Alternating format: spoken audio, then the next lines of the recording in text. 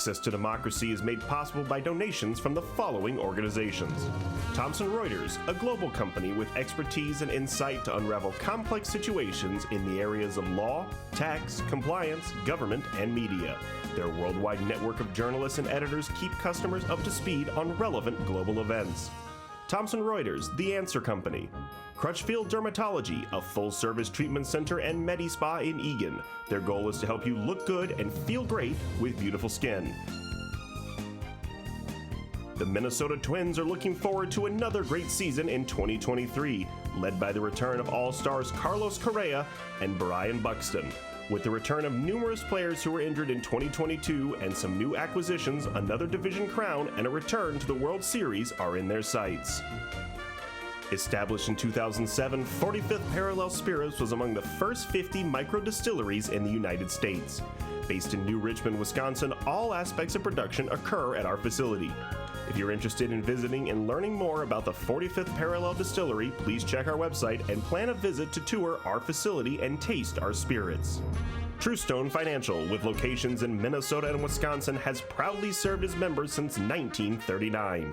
Truestone engages, educates, and supports its members to ensure they have the tools to empower their financial well-being. Truestone Financial, your neighborhood credit union. Learn more at truestone.org.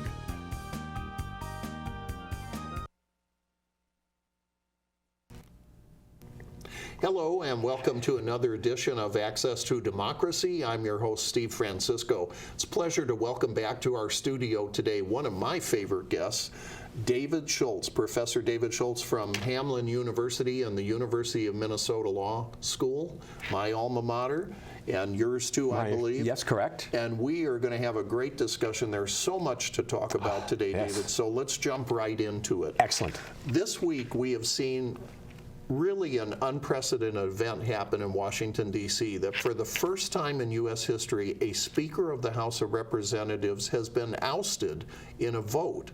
And that occurred earlier this week. And Congress promptly adjourned rather than figure out right away who the next speaker is going to be. They're going to come back next week and try to elect a new speaker. Kevin McCarthy fought through 15 ballots to get this job. 9 months later, he's out. Why has this happened? Well, it's happened for two reasons. One is, as you were pointing out here, Kevin McCarthy, to get this job, sold his soul. Agreed to say that I'm going to allow for an early, what's called vacature, an early vote or an easy vote to have the speaker removed if anybody within my caucus wants to do it. That's the first thing he agreed. Second thing he agreed to do was to say that no bills will go to the floor of the House unless it has the Republican support, and basically saying to Congress, I don't care if there are Democrats who are going to vote for it, it doesn't matter. It has to have solely Republican support to clear. So what he wound up doing was doing what? We call it the Faustian bargain with an extreme wing of the party. Led by Matt Gaetz of Florida. Correct. And so that's part of it. But there's even a bigger part. At the end of the day, nobody trusted him. The conservative wing of his party didn't trust him, and then when the budget deal, when there was the deal to address the raising of our debt ceiling limit, he made promises to Joe Biden and the Democrats, and he didn't honor them. Across the board, nobody trusted him on many things. And at the end of the day, what was that phrase? He died by his own sword, by his own doing, his own actions, his lying, his willingness to basically what?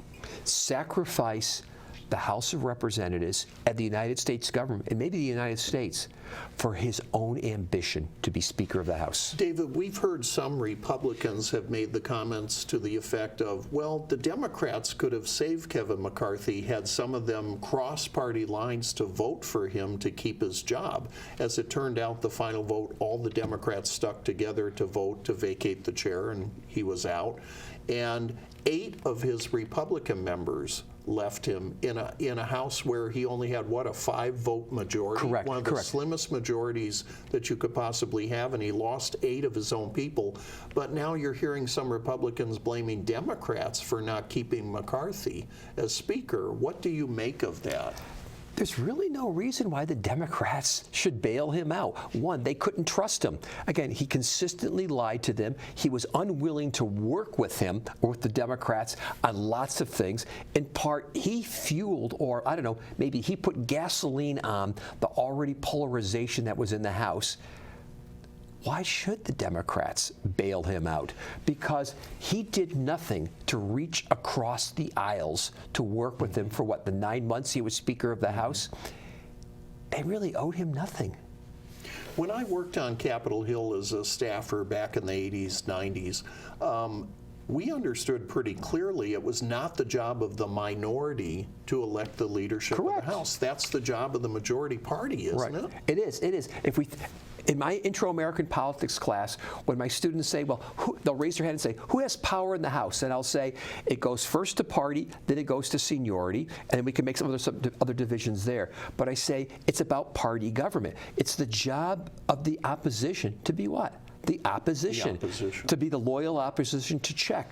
And if power is primarily determined by the party, by partisanship, it's not the job, in this case, for the Democrats as the minority party to bail him out. Now, let us say, hypothetically, we went back 9 months ago, and Kevin McCarthy, round 5, round 6 of the votes for Speaker, not getting it. Could there have been a different moment where he turned to the Democrats and said, guess what? Let's have a bipartisan House. Let's do something. Power sharing. Power sharing, something like that. Then maybe. And that would have been good for the country at that point. But that didn't happen. It didn't happen. And so he played straight partisan. He played to those eight people back then who said, do what we want or we're going to oust you. He played the partisan polarization card every step in the process. What's that phrase? You reap what you sow. We should be very clear, the 8 Republicans who voted against him, led by Matt Gaetz, they were what we would call the MAGA Republicans, followers, strong followers of former President Donald Trump. Correct. And one of the things we should be thinking about in looking at the 9 months that we've had here so far, what has the Republican House done? Well, almost brought the country down by refusing to raise the debt ceiling, almost shut the government down in terms of getting us right to the brink regarding government funding. But on the other hand, they're going to bring, or they want to bring, articles of impeachment against Joe Biden, despite the fact that their own hearings are saying there's no evidence, nothing connecting Joe Biden to anything wrong.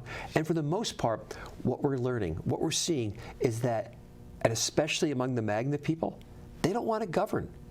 Their whole, I don't know, modus operandi is turmoil. It's going after that deep administrative state. Fundraising. Yeah, I think about a week ago Sunday, after Biden's signed the debt limit in, Gaetz is on 2 different, Meet the Press and Face the Nation, whatever like that. It's just about him.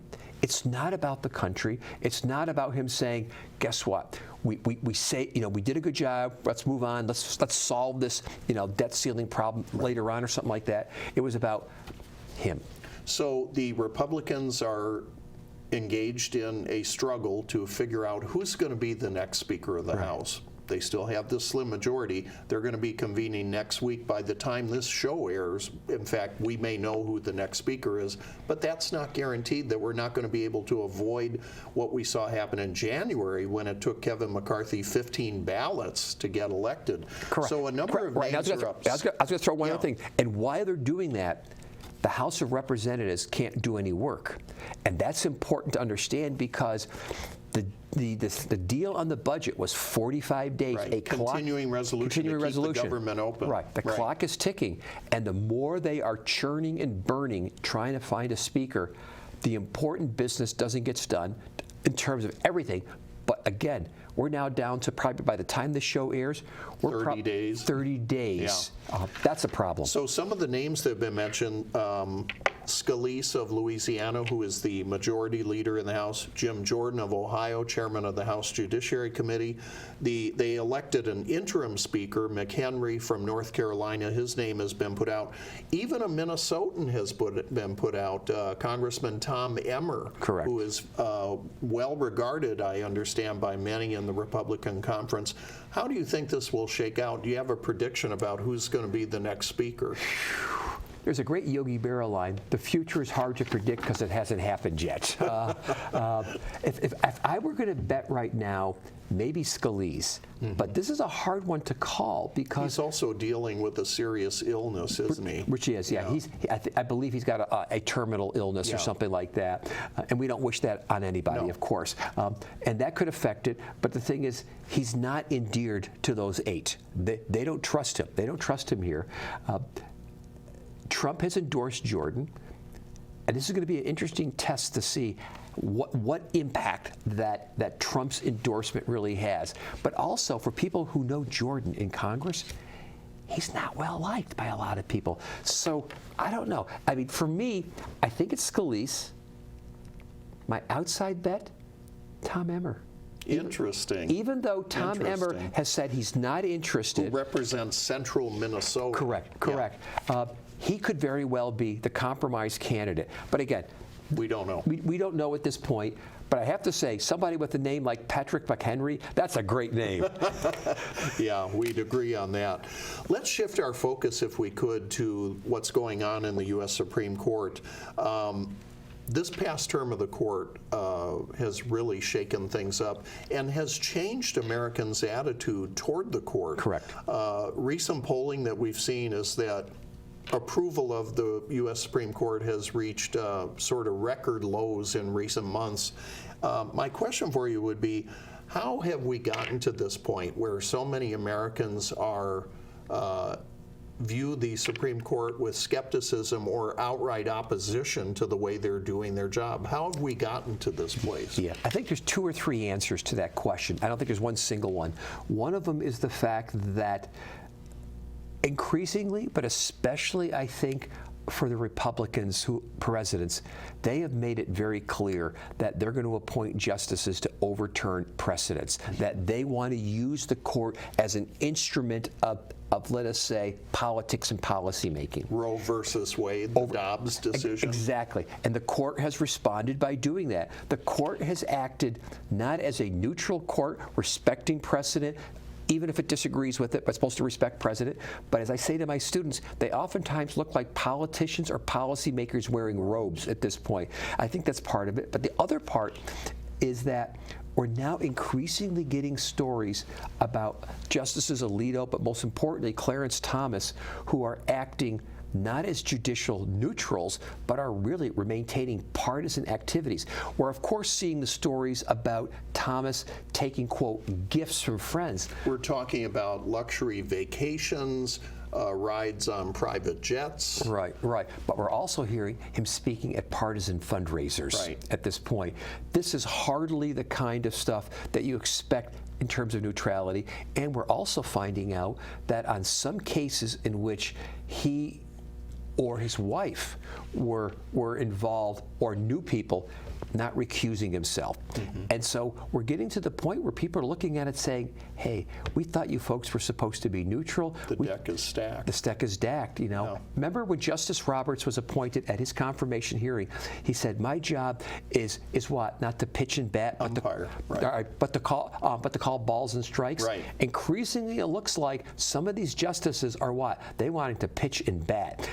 And we've got a stacked court now, an explicit strategy that from Nixon up to the present, in terms of especially Republicans, they said, we're going to overturn Roe versus Wade. We're going to overturn other constitutional protections. And they've been successful because what?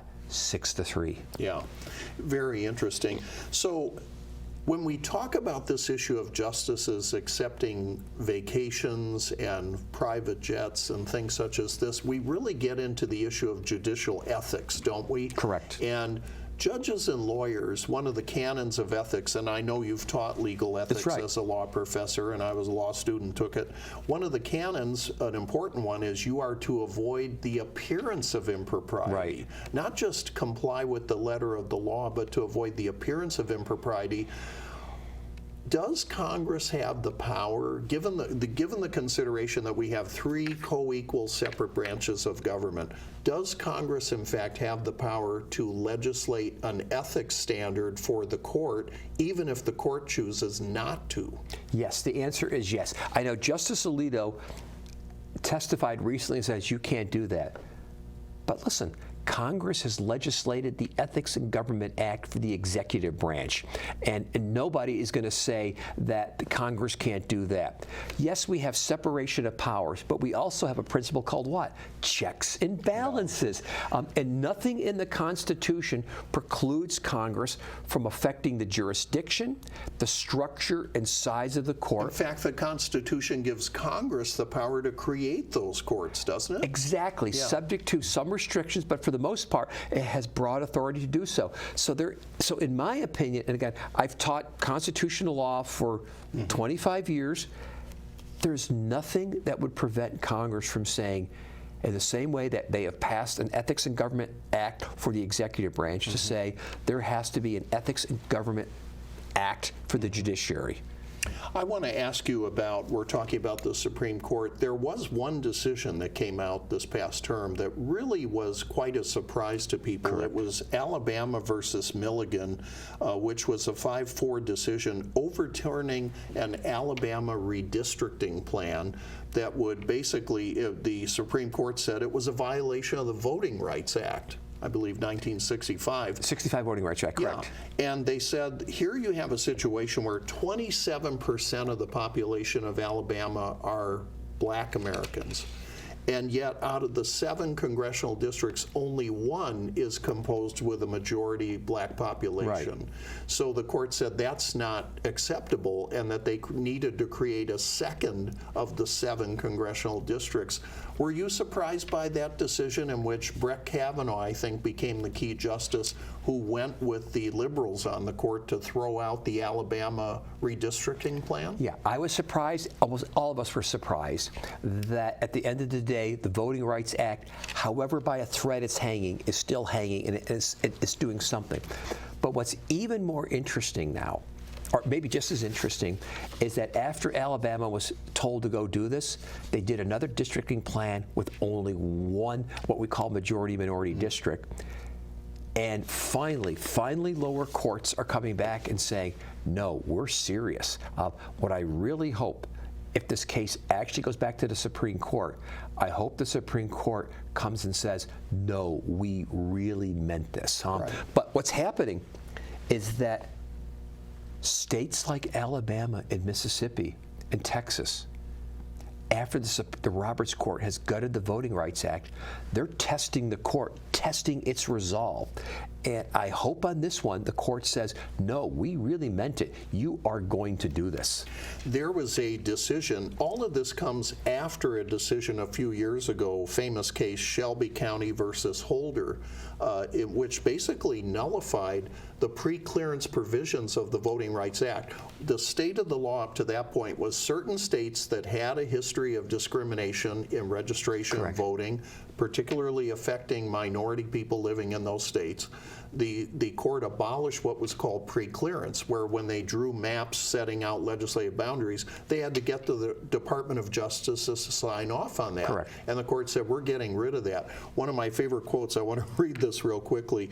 The late Justice Ruth Bader Ginsburg, she had a wonderful quote. She dissented in that case. She said, throwing out pre-clearance when it has worked and is continuing to work to stop discriminatory changes is like throwing away your umbrella in a rainstorm because you're not getting wet. Yeah.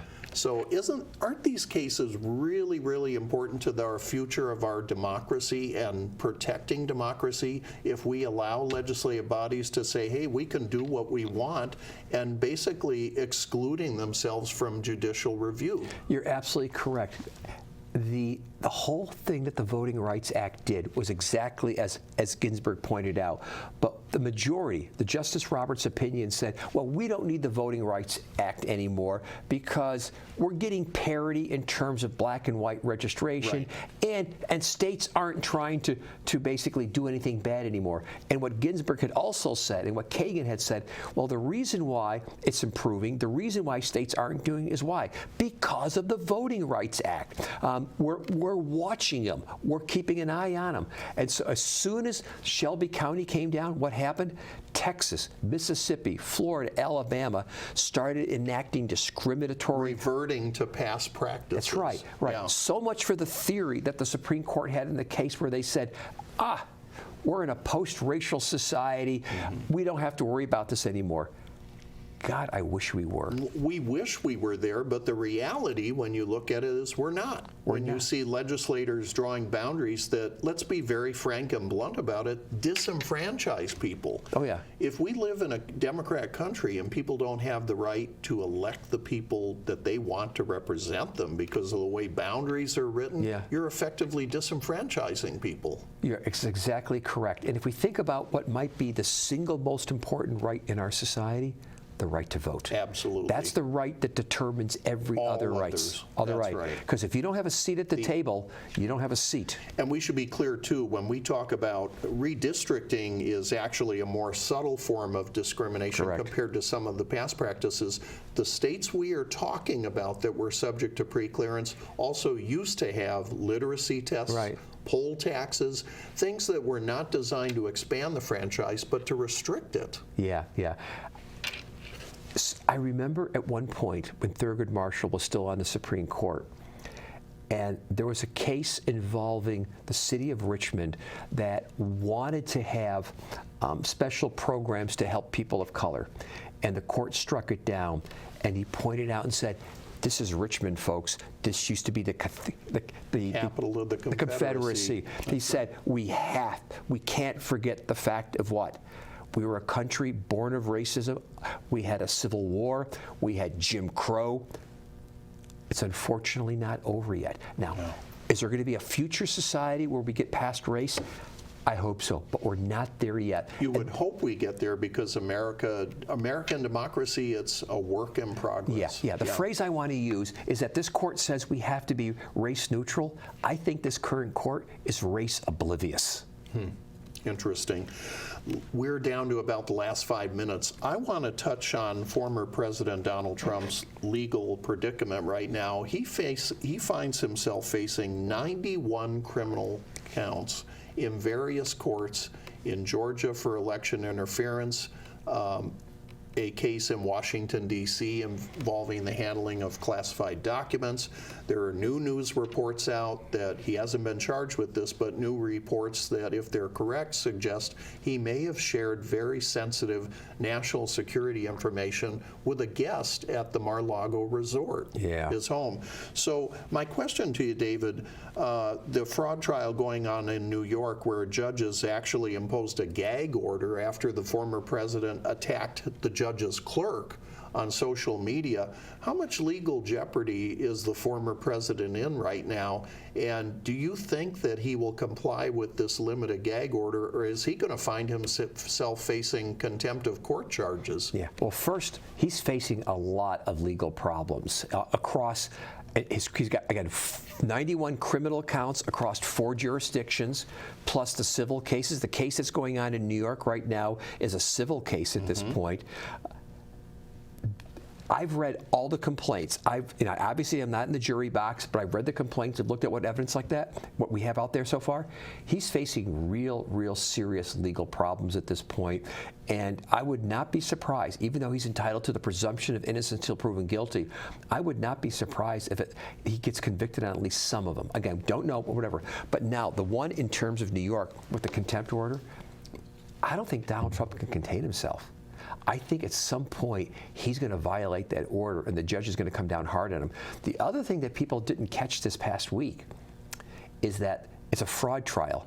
The judge also ordered him he can't transfer or move assets in order to prevent him from being able to shift stuff out of the country to sort of judgment-proof himself. Right. This is the basically to get it beyond the reach of American courts. Exactly. Yeah. This is the kind of stuff you do with real nefarious people. You don't think that you have to do this kind of stuff with a former president of the United States. Yeah.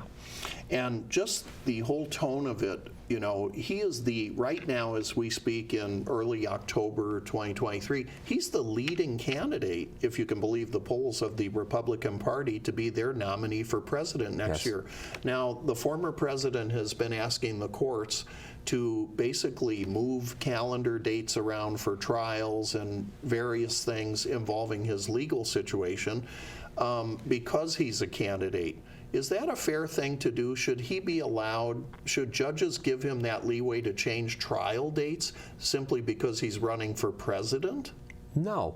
In the same way, if we actually believe equal justice for all, if you or I or John or Jane Doe were accused of a crime, they're not going to say, the court's not going to say, we'll just accommodate you to your schedule, and we'll let you dictate to the courts what to do.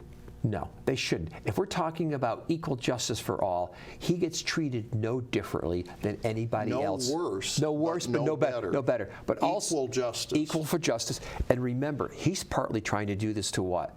Stretch it out, hope he wins the election, and then he's president, and then he's going to try to figure out some kind of way of avoiding or squashing all this. Or trying to pardon himself for federal charge or convictions, but he can't pardon himself for state convictions, right? Correct. And so he could be facing both.